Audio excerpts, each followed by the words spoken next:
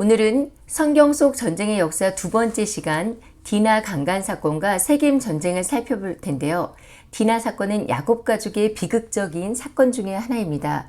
이 사건을 통해서 마지막 때 가정교회를 지키는 방법이 무엇인지 함께 알아보도록 하겠습니다. 창세기를 읽은 사람이라면 누구나 야곱에 대해서 잘 알고 있을 텐데요. 이삭의 아들인 야곱은 눈이 어두워 에서 대신 속임수로 야곱이 장자의 축복을 받게 됩니다. 이 일로 야곱은 결국 분노한 형 에서를 피해서 브에세바 고향집을 떠나 외갓집이 있는 하란을 향하게 되는데요. 야곱은 광야에서 두려움과 공포 속에서 하나님을 만났고 야곱이 어디에 있든 하나님이 함께 하실 것이라는 음성을 들은 후 외삼촌이 있는 하란에 도착합니다. 야곱은 외삼촌 라반의 집에서의 20년의 시간을 보내게 되는데요. 라헬을 보고 사랑에 빠지지만 라반의 모략으로 라헬의 언니인 레와와 먼저 결혼을 하게 되고 라헬과 결혼하기 위해 14년을 라반의 집을 위해 일합니다. 그리고 다시 또 6년을 지체한 후에야 야곱은 귀향길에 오를 수 있었습니다. 야곱에게 형을 만나는 일은 무엇보다도 두려운 일이었는데요. 이 때문에 야곱은 형 에서를 만나기 전에 압복 강가에서 다시 한번 간절함으로 천사에게 주의 축복을 받기 위해 매달렸고 축복을 받아낸 야곱은 우여곡절 끝에 형 에서와 만나게 되는데요. 형 에서를 만나서 결국 화해를 하게 됩니다. 에서는 야곱에게 자신과 함께 가기를 권하지만 야곱은 에서를 먼저 보내고 숫곳을 거쳐서 오늘 우리가 함께 나눌 전쟁의 시발점이 된 그 야곱의 디나 사건이 벌어지게 되는 세겜에 자신을 위하여 장막을 칩니다. 창세기 34장 16절에서 20절을 함께 읽도록 하겠습니다. 시작. 이날에 에서는 세일로 돌아가고 야곱은 숫곳에 이르러 자기를 위하여 집을 짓고 그의 가축을 위하여 우릿간을 지었으며 그 땅 이름을 숫곳이라 부르더라. 야곱이 밧단 아람에서부터 평안히 가나안 땅 세겜 성읍에 이르러 그 성읍 앞에 장막을 치고 그가 장막을 친 밭을 세겜의 아버지 하몰의 아들들의 손에서 백크리스타에 샀으며 거기에 제단을 쌓고 그 이름을 엘 엘로헤이 이스라엘이라고 불렀더라. 여기서 18절에 장막을 치다라는 단어는요. 히브리어로 하나라는 단어인데요. 거주하다, 거처를 정하다, 살다, 머물다 라는 단어로 야곱이 세겜에 살 것을 작정하고 있다는 것을 이 단어로부터 알 수가 있습니다. 야곱은 이곳에서 장막을 친 후에 그 밭을 자신의 소유로 하기 위해서 샀고요. 거기에 하나님을 위한 제단을 쌓았습니다.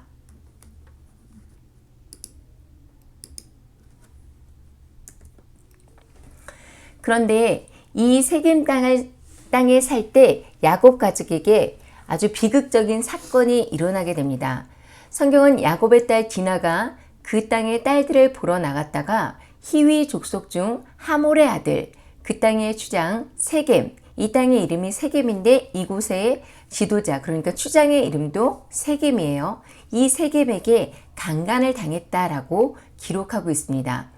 구약 성경에서는 그 21세기에 사는 지금의 우리의 눈으로 볼 때는 좀 난처하고 곤혹스러운 이야기가 많이 나오는데요. 성경에 나오는 최초의 강간 사건인 이 야곱의 딸 디나 이야기도 마찬가지입니다. 야곱이 세겜 땅에 정착하자 늘 가정 안에 머물렀던 디나는 세상에 대한 관심을 가졌습니다. 디나가 그 땅 여자들을 보러 갔다는 이야기를 보면 이 그 땅 여자들이란 우상을 숭배하는 가나안의 딸들인데요. 디나에게는 세상의 여자들이 무척 매력적으로 보였을 것입니다. 그리고 여기서 보러 나갔다는 히브리어는 라하라는 단어로 단순히 구경하다라는 그런 의미만 있는 것이 아니고요. 사모하다, 즐기다라는 뜻을 가지고 있고 욕망의 시선을 드러낼 때 사용되어집니다. 결국 디나가 가나안 땅의 문화를 선망했다라는 것인데요.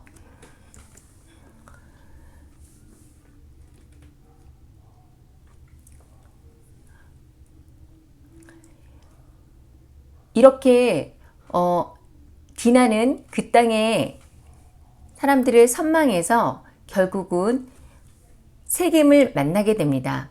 그리고 세겜의 주장 세겜은 디나를 보고 끌어들여서 강간하는 사건이 벌어지게 되죠.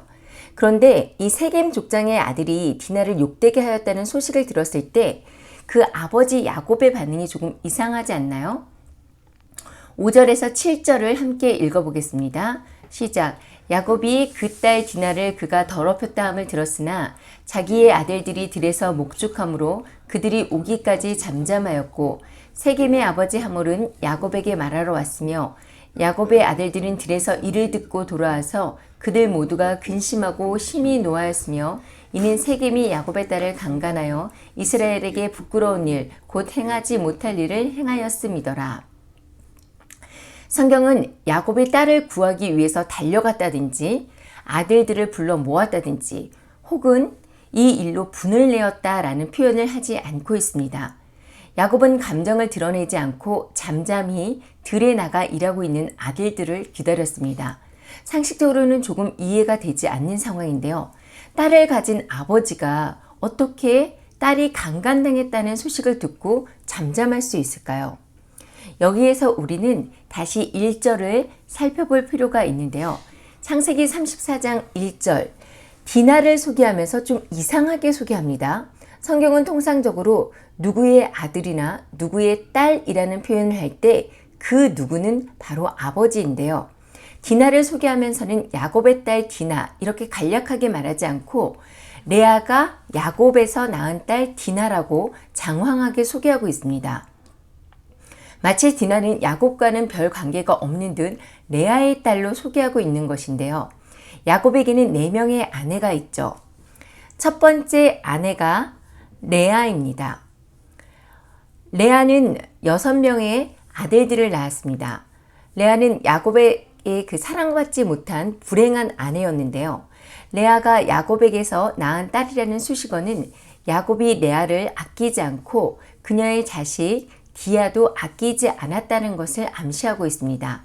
그런데 성경의 기록으로 디나는 레아가 4명의 아들을 낳은 후에 그 태가 다치자 라헬이 몸종 비아에게 2명의 아들을 태어나게 했고 다시 레아의 몸종 실바에게 2명의 아들이 그리고 다시 레아가 2명의 아들을 낳은 후에 마지막으로 낳은 딸이 바로 디나입니다.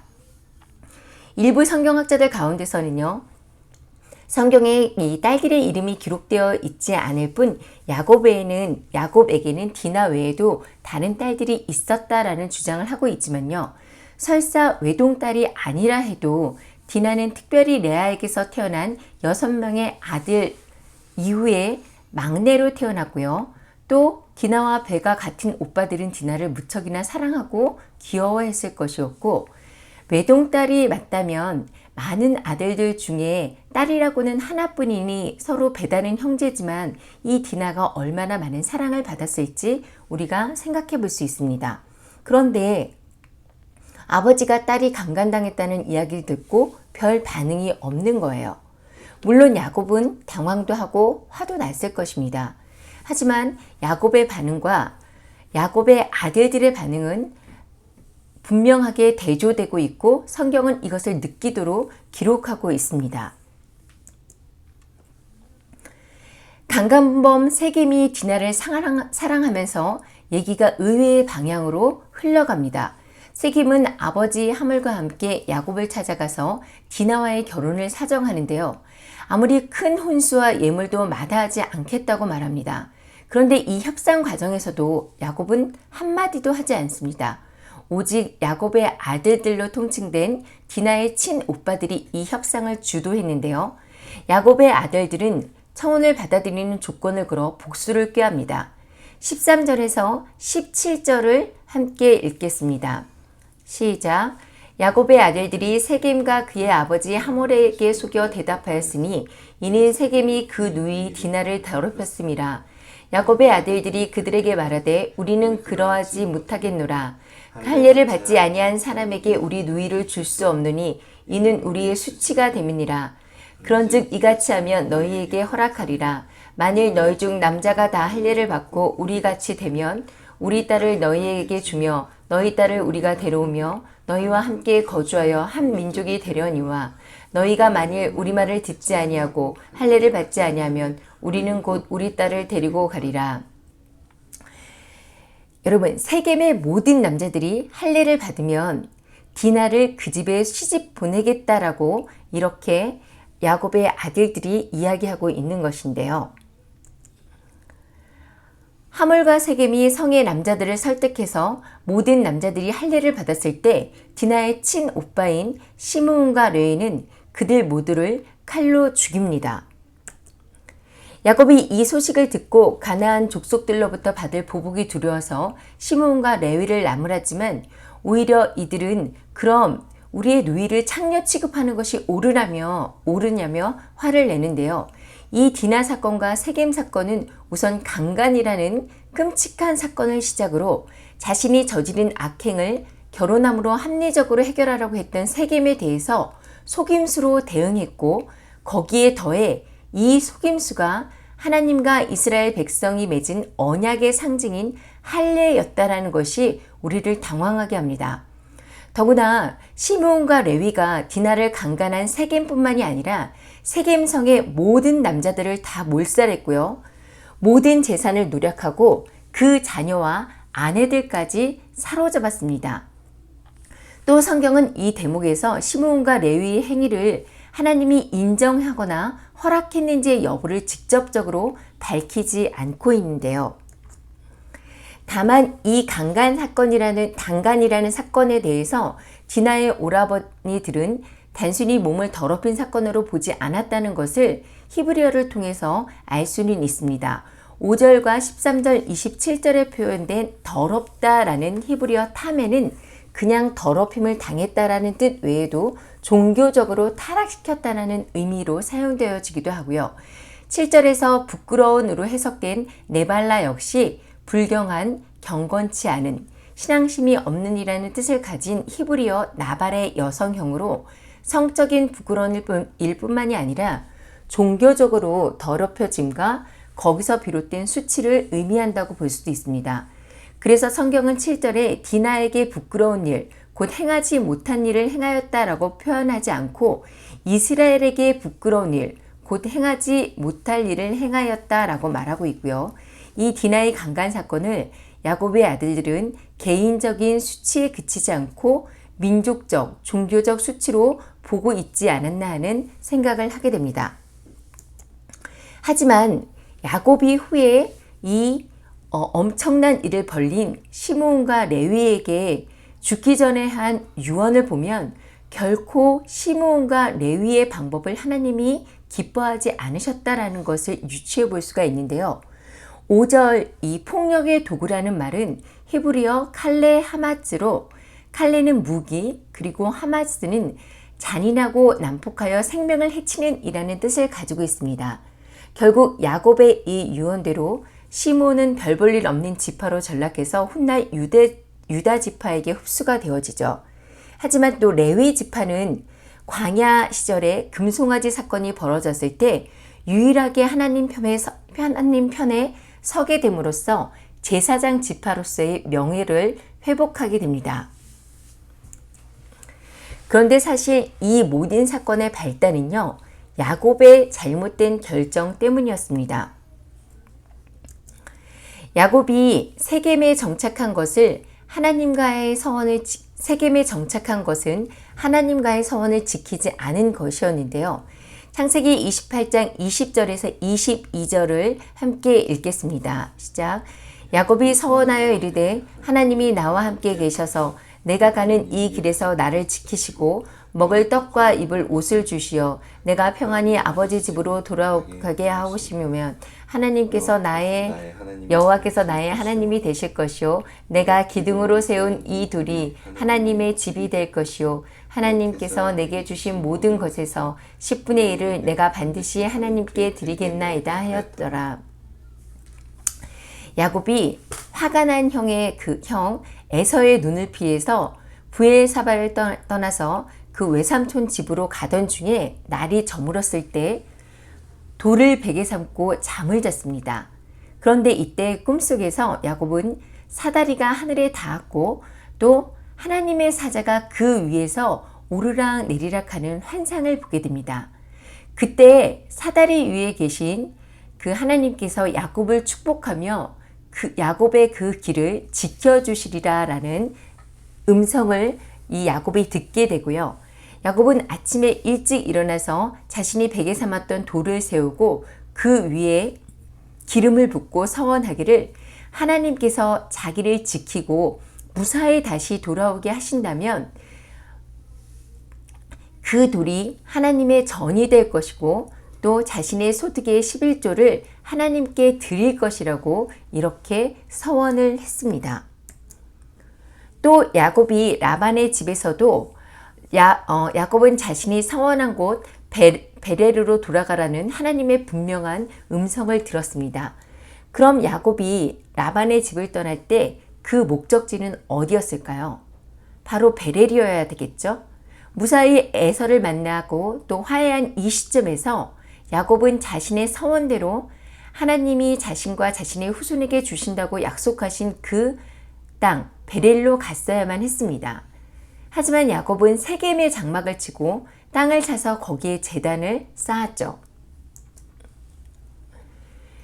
외삼촌 집에서의 20년간이 야곱에게 있어서는 하나님이 함께 하심에 대한 확증의 세월이었는데요.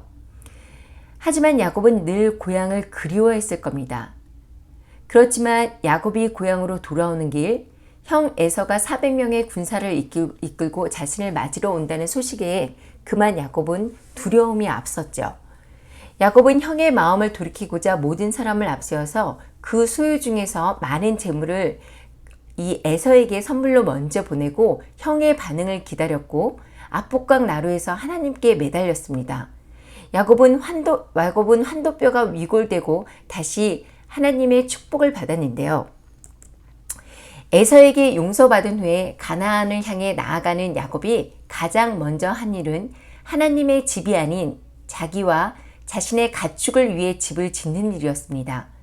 사실 야곱이 하나님과의 약속대로 바로 베델로 갔다면 세겜에서의 디나 사건과 세겜 주민 학살 사건은 결코 일어나지 않았을 일이었는데요. 그럼 왜 야곱은 이 세겜의 장막을 쳤을까요? 야곱이 세겜의 장막을 친 이유에 대해서 성경학자들은 두 가지를 꼽는데요. 첫 번째, 세겜은 그의 조부 아브라함이 처음으로 약속의 땅을 밟은 뒤에 장막을 치고 제단을 쌓은 곳이었기 때문입니다. 그래서 자신도 이제 외삼촌 라반의 집으로부터 가나안 땅으로 들어왔다라고 생각했기 때문에 가나안의 첫 성인 세겜 땅에 머무르게 되지 않았나 싶습니다. 또 두 번째는요, 자신의 조부 아브라함처럼 가나안 땅의 일부를 사들임으로써 그곳을 장차 하나님께로부터 받을 약속의 땅의 거점으로 확보하기 위함으로 보고 있는데요. 어쩌면 야곱의 입장에서는 이것이 선한 생각으로 크게 잘못된 결정이 아니었다라고 볼 수도 있지만요. 그 뒤에 이어진 이 디나 사건과 세겜 사건으로 보아서 야곱의 결정은 잘못되었다라는 것을 우리는 알 수가 있죠. 또 디나 사건이 있은 후에 하나님은 다시 한번 야곱에게 베델로 올라가서 거기에서 제단을 쌓으라고 정확하게 말씀하시는데요. 하나님의 말씀이 이렇게 분명할 때 지체하지 않고 순종하는 것이 얼마나 중요한지를 알 수가 있습니다. 베델은 야곱이 하나님을 처음 만났던 곳이 약속의 땅이며 야곱이 자신의 삶을 자신이 중심이 되는 삶이 아닌 하나님 중심으로 살겠다고 이 삶의 방향 전환을 한 곳입니다. 무엇보다도 절망에 빠져있던 야곱에게 그 땅을 그 야곱의 자손에게 주시겠다고 약속한 약속의 땅이 바로 베델이었고요. 축복의 땅이 베렐이었습니다. 야곱이 세겜에서 위기를 겪은 후에 베델로 올라가는 것은 다시 한번 자기가 주도했던 삶에서 하나님 중심의 삶으로 살겠다는 재헌신을 의미하고 있습니다.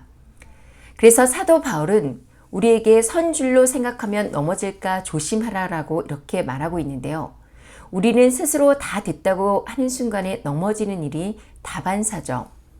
아무리 우리가 이 세상에서 지위가 올라가고 또 좋은 학교와 좋은 직장 그리고 결혼을 잘하고 아이들을 잘 낳아서 가정을 아름답게 이루고 교회에서 신앙생활을 잘하고 있다라고 이렇게 생각하고 있다고 할지라도요. 늘 경계하고 깨어서 기도하는 것이 필요합니다.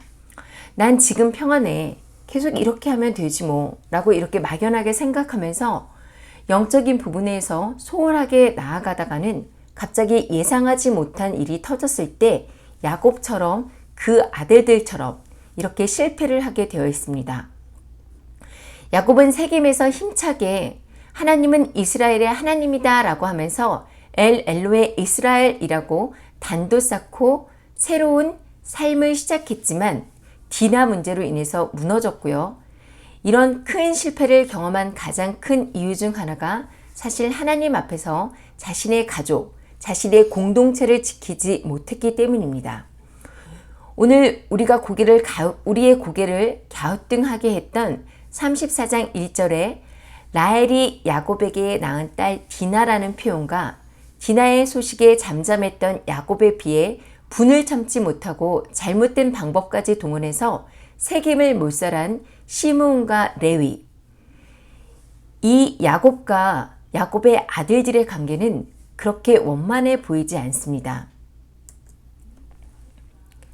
이 어색함의 원인을 알아보기 위해서는 야곱의 결혼 생활을 살펴볼 필요가 있는데요.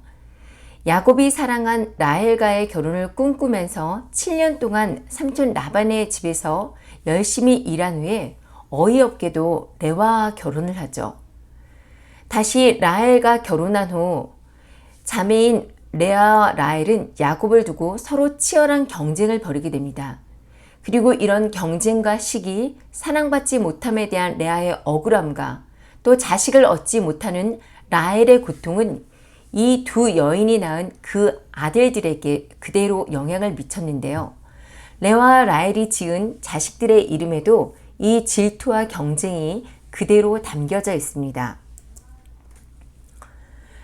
레아는 마치 야곱의 사랑을 받지 못한 것에 대한 보상이라도 받으려는 것처럼 자신이 아들들을 낳을 때마다 이제 야곱은 내 것이다, 내가 차지할 것이다 라는 욕망을 아들들의 이름 속에 이입시켰는데요. 첫째 르우벤을 낳았을 때 레아는 주께서 나의 괴로움을 돌보셨으니 이제는 내 남편이 나를 사랑할 것이다 라고 말하며 아들의 이름을 보라 아들이라 라고 지었습니다. 라헬을 향해 너가 아무리 야곱 남편의 사랑을 받으면 뭐하냐, 너는 아들도 못 낳는 것이 아니냐 라는 이런 뉘앙스를 담았죠. 그리고 또 둘째 시므온은 들으심이라는 뜻을 가지고 있는데요.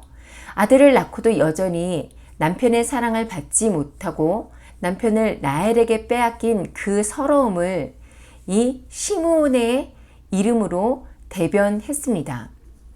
또 레위는 결속이라는 뜻을 가지고 있는데 라헬이 아들을 하나도 못 낳았을 때 레아는 3명이나 낳았기 때문에 이제야말로 야곱이 자신의 것이 될 것이라는 야망을 아들의 이름으로 나타낸 것이죠. 시므온과 레위를 낳았을 때 레아는 남편의 사랑을 받지 못한 그 원망과 미움, 분노가 얼마나 심했는지를 이 이름을 통해서 그리고 또 레아의 말을 통해서 우리가 알 수가 있고요. 그나마 넷째 유다를 낳고야 레아의 마음이 다소 여유를 갖는다는 것을 알 수가 있습니다. 하지만 라헬은 자신이 야곱에게 자식을 낳지 못하자 언니를 시기해서 자신의 여종 비라를 야곱에게 첩으로 내세워 경쟁을 시작하는데요. 라헬은 비라가 낳은 자식의 이름을 하나님이 내 억울함을 푸시려고 내 호소를 들으사 내게 아들을 주셨다라며 심판이라는 뜻의 단으로, 또 내가 언니 레아와 싸워서 이겼다며 경쟁하여 이기다라는 뜻을 가진 납달리로 짓습니다. 이러자 레아가 또 욱하죠. 그래서 자기 몸종 실바를 야곱의 첩으로 줍니다. 실바가 아기를 낳았을 때 레아는 복되다 하고 그 이름을 복이라는 갓으로, 또 실바의 둘째 아기에 대해서 이제 모든 여자들이 나를 기쁜 자라 하리로다 하고 그 아들의 이름을 아셀로 지었습니다. 그리고 레아가 다시 아기를 낳습니다. 그 아기의 이름은 이사갈인데요. 내가 내 종 실바를 남편에게 준 대가다라는 뜻으로 스불론은 그리고 이제 내가 6아들을 낳았으니 남편이 나와 함께 살리라고 마하며 거함이라는 뜻을 가진 이름으로 지었습니다. 이런 연후에야 라헬이 드디어 기다리던 아이를 낳는데요. 그 아들의 이름은 하나님이 내 부끄러움을 씻으셨다라며 다시 다른 아들을 내게 더하시기를 원하노라라는 의미로 요셉이라고 짓습니다. 여러분, 아이가 엄마의 뱃속에 있을 때 엄마의 태교는 뱃속의 아이에게 정말 큰 영향을 미치는데요. 지금 레아와 라헬 이 두 자매가 살벌하게 경쟁하면서 낳은 자식들에게 지어주는 그 이름들은 결코 자식들을 위한 이름이 아니었습니다. 그리고 이 뱃속에서도 이 레아와 라헬의 그 심리 상태를 이 아이들에게 큰 영향을 주었을 것입니다. 이 아이들에게 지어진 이름은요, 오직 레아와 라헬 두 자매 사이의 치열한 경쟁, 그리고 그로 인한 가슴앓이와 맺힌 한, 서로에 대한 증오와 저주, 끝없는 고통과 잠깐의 희열을 반영할 뿐이었는데요.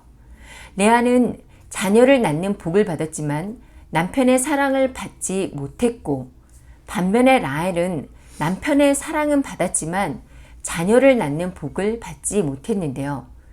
두 사람은 모두 자신이 가진 것보다 자신이 가지지 못한 것에 마음을 빼앗겼고 질투와 미움은 점점 더 커져갔습니다.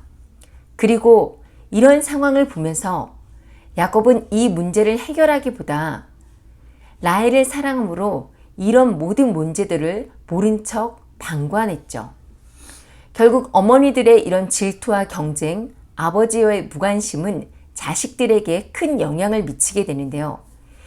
야곱이 압복강에서 거듭남 이후에도 여전히 아내와 자식에 대한 편애를 극복하지 못했고 형 에서와는 화해했지만 자신의 가정 내에 그 일그러진 관계를 바로 하지는 못했습니다. 오늘 우리가 나눈 디나 사건도 그렇고요. 또 시기와 질투로 자신들의 동생을 노예로 팔아버리는 요셉 사건, 또 장자 르우벤이 야곱의 첩 비라와 동침하는 사건까지 모두 이 야곱 가족의 비극이 어떻게 보면 야곱의 잘못된 결혼 생활과 자녀와의 관계에서 시작됐다라고 볼 수가 있는데요.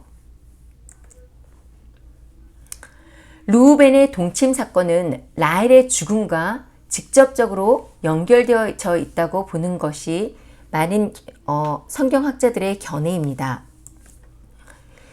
유대인의 구전에 내려오는 토라 메시나를 보면 르우벤이 라헬의 몸종이었던 비라와 동침한 이유는 라헬이 죽은 후에 비라가 그의 어머니 레아의 첫 번째 부인의 자리를 넘보지 못하게 하기 위해서였다라는 것입니다. 야곱은 라헬이 죽자 자신이 가장 사랑한 라헬과 가장 친밀한 관계였던 라헬의 몸종 비라에게 의지했는데요. 르우벤은 자라면서 자신의 어머니인 그 레아의 굴욕에 대해서 분노했고 라헬이 자신의 어머니와 경쟁자였다면 라헬의 몸종인 비라 역시 자기 어머니의 경쟁자가 될 것이라고 이렇게 본 것이라는 것입니다. 결국 야곱과 레아 또 라헬의 잘못된 부부 생활은 자녀들에게도 막대한 영향을 미쳤고 장남으로 자신을 낳아준 어머니 레아의 고통을 보고자 한 그 르우벤의 잘못된 선택에 큰 영향을 주게 된 것입니다. 또 어머니들의 경쟁 속에서 아버지의 무관심을 견디며 자란 시므온과 레위 역시 이들에게 가정은 전쟁터와 마찬가지였을 것입니다. 이들은 야곱의 사랑을 받지 못해 분노한 어머니의 불안이 태중에서부터 심해서 그 영향을 받았을 것이고요. 시몬과 레위의 성격은 호전적이고 결국 혈기가 넘쳐 분노가 많은 사람으로 성장하게 됩니다. 세겜의 사람들을 무차별로 죽이는 죄를 짓게 되죠. 이런 야곱의 가정을 보면서 우리는 우리의 가정을 다시 한번 점검해 볼 필요가 있는데요. 앞으로 짐승의 시대가 도래하고 더욱더 짐승의 통제가 심해지면 결국 우리는 각 가정을 중심으로 한 믿음의 가족들과 지하교회 공동체 시대를 살아가게 될 것입니다. 이때 짐승의 표를 거부하고 또 우상에게 경배하기를 거부하면서 다른 짐승의 표를 받고 우상에게 경배하면서 짐승의 시스템에 적응한 사람들, 짐승의 시스템에 순종한 사람들에 비해서 엄청난 환난을 감당하게 되는 온전한 크리스찬들은 끝까지 믿음을 지키기 위해서 자신이 함께하는 가족 안에서 또는 신앙 공동체 안에서 함께 생활하게 되는데요. 우리의 다듬어지지 않고 남겨진 혈기와 재성은 결국은 그 공동체를 내부에서로부터 와해시키고 분열되게 할 수 있습니다. 그리스도인들은 영적 전쟁을 수행하는 전사들입니다. 근본적으로 전쟁은 먼저 우리들 각자의 죄와의 싸움이고요. 두 번째는 악한 영과의 싸움인데요. 악한 영은 내가 아는 사람, 가장 친밀한 사람들을 통해서 우리를 공격하게 하죠. 이런 공격에서 이기는 방법은 전쟁의 수칙을 알고 훈련하는 것뿐인데요.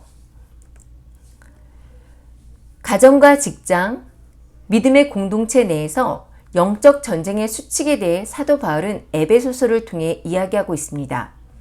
에베소서 5장 22절에서 25절을 함께 읽겠습니다. 시작. 그리스도를 경외함으로 피차 복종하라. 아내들이여 자기 남편에게 복종하기를 죽게 하듯 하라. 이는 남편이 아내의 머리됨이 그리스도께서 교회의 머리됨과 같음이니 그가 바로 몸의 구주시니라. 그러므로 교회가 그리스도에게 하듯 아내들도 범사에 자기 남편에게 복종할지니라. 남편들아, 아내 사랑하기를 그리스도께서 교회를 사랑하시고 그 교회를 위하여 자신의 주심같이 하라. 이와 같이 남편들도 자기 아내 사랑하기를 자기 자신과 같이 할지니 자기 아내를 사랑하는 자는 자기를 사랑하는 것이라. 아멘. 야곱의 가정에서 아내들은 남편에게 복종하기보다는 남편을 서로 차지하고자 서로 시기하고 질투했고, 야곱은 이유와 어찌됐던 하나님이 인정하신 자신의 첫째 부인을 자신이 선택한 라헬을 사랑함으로써 홀대했습니다. 참된 기독교 가정, 마지막 때 끝까지 믿음에서 승리할 수 있는 가정교회, 지하교회에서 우리가 지켜야 할 영적 원리는 아내는 주 안에서 남편에게 복종하고 남편은 아내를 그리스도께서 교회를 사랑하시고 그 교회를 위해 자신을 주심과 같이 하라는 것입니다. 이것은 타락한 세상의 방식으로 가부장적인 남편과 종처럼 사는 아내가 되는 그런 이야기를 하는 것이 아니고요. 하나님이 세우신 창조의 질서, 영적인 질서 안에서 하는 이야기인데요. 가정은 하나님께서 남편과 아내 둘이 한 몸을 이루게 하신 하나님이 세우신 하나의 유기적인 몸과 같습니다. 하나님께서는 이런 몸의 머리 역할을 남편에게 맡기셨고, 하나님의 질서 안에서 하나님의 믿음으로 아내는 으뜸이 되고자 하는 본성을 부인하고 종이 되어 섬기고자 하는 예수님처럼 자기 남편에게 복종하고 남편은 그 머리 역할을 해야 한다는 것입니다. 그럼 남편은 어떻게 해야 할까요? 그리스도께서 교회를 사랑하여 자신을 십자가에 주셨듯이 아내를 위한 남편의 사랑은 자신을 전적으로 헌신하는 사랑을 해야 한다는 것이죠. 그럼 자녀들은 부모에게 어떻게 하는 것이 옳으며 왜 그렇게 해야 할까요? 자녀는 주 안에서 부모에게 순종하라고 말씀하십니다. 또 아비들은 특히 자녀를 노하게 하지 말라고 말씀하시는데요. 자녀들은 자신의 아버지와 어머니에게 화가 나도 아직 독립할 수 없는 시기, 그 분노를 아직 독립할 수 없는 시기에 그 분노를 억압할 수밖에 없습니다. 그런데 이 억압된 분노는 시므온과 레위가 세겜 주민을 학살한 것처럼 많은 파괴적인 문제를 일으킨다라는 것입니다. 또 분노는 주의 교훈과 훈계로 양육하는 것을 불가능하게 하죠. 다른 사람과의 관계에서 문제를 만들고 신체적, 정서적, 영적인 면에서 악한 영향을 미쳐서 영육간에 건강하지 못한 사람을 만들게 됩니다. 이런 문제를 낳는 것은 부모의 무절제한 권위 행사, 변덕스러움, 또 비합리적인 일처리, 격하고 난폭한 폭언과 구타행위, 또 자녀의 자유를 구속하는 사소한 규칙이나 간섭, 그리고 가장 중요한 사랑의 결핍 때문인데요. 특히 부모가 하는 편애는 자녀들에게 아주 큰 상처를 남깁니다. 아버지의 사랑을 독차지하는 요셉을 보면서 야곱의 아들들이 어린 형제인 요셉을 죽이고자 하고 결국 노예로 팔아버린 것도 야곱의 편애 때문이었습니다. 또 야곱의 그 라헬에 대한 편협한 사랑은 레아의 아들들에게 엄청난 상처를 주어서 르우벤은 자신의 어머니를 위해서 해서는 안 될 아버지의 첩과 동침하는 일을 벌입니다. 그런데 이런 사도 바울의 겉면에도 우리가 가정에서 남편과 아내가 또 부모와 자녀가 이 영적인 전쟁 수칙을 지키는 것이 결코 쉽지가 않은데요. 전쟁에서 만약 전쟁의 수칙을 제대로 익히지 못한 군인은 결국 어떤 결과를 가져오게 되나요? 결국 부상을 당하거나 포로가 되거나 죽게 되겠죠. 영적 전쟁도 마찬가지입니다. 우리가 이 스스로를 복종시켜서 전쟁의 수칙을 훈련하지 않는다면 결국 세상이 그 환난을 피해서 믿음을 지키기 위해 모인 가정교회와 마지막 신앙 공동체는 병들게 될 것이고 결국에는 악한 영과의 싸움에서 패배하게 될 것이라는 것입니다. 사도 바울은 우리가 싸우는 전쟁의 상대가 혈과 육이 아닌 통치자들과 권세들과 이 어둠의 세상 주관자들, 하늘에 있는 악한 영, 즉 사탄의 세력과의 영적 전쟁이라고 말씀하고 있습니다. 예수님의 부활 사건에서 예수님은 그 부활 사건으로 그들에게 치명타를 가했지만요. 여전히 우리는 지금 전투를 벌이고 있습니다. 바울은 에베소서 결론에서 교회 공동체에게 영적인 현실을 일깨우고 싸울 것을 권면하고 있습니다. 에베소서 6장 10절에서 18절을 함께 읽도록 하겠습니다. 시작. 끝으로 너희가 주 안에서와 그의 힘의 능력으로 강건하여지고 마귀의 관계를 능히 대적하기 위하여 하나님의 전신갑주를 입으라. 우리의 씨름은 혈과 육을 상대하는 것이 아니요 통치자들과 권세들과 이 어둠의 세상 주관자들과 하늘에 있는 악한 영들을 상대함이라. 그러므로 하나님의 전신갑주를 취하라. 이는 악한 날에 너희가 능히 대적하고 모든 일을 행한 후에 서기 위함이라. 그런즉 서서 진리로 너희 허리띠를 띠고 의의 호심경을 붙이고 평안의 복음이 준비한 것을 신을 신고 모든 것 위에 믿음의 방패를 가지고 이로써 능히 악한 자의 모든 불화살을 소멸하고 구원의 투구와 성령의 검 곧 하나님의 말씀을 가지라. 모든 기도와 간구를 하되 항상 성령 안에서 기도하고 이를 위하여 깨어 구하기를 항상 힘쓰며 여러 성도를 위하여 구하라. 아멘. 진리는 허리띠로, 의는 호심경으로, 평안의 복음이 준비한 것은 신으로, 또 믿음은 방패로, 구원은 투구로 쓰기 위한 장비들이고요. 특히 믿음의 방패는 이로써 능히 악한 자의 모든 불화살을 소멸하는 데 쓰기 위한 것입니다. 또 성도의 무기는 성령의 검으로 하나님의 말씀이라고 이렇게 말씀하고 있습니다. 이것이 하나님의 전신갑주인데요.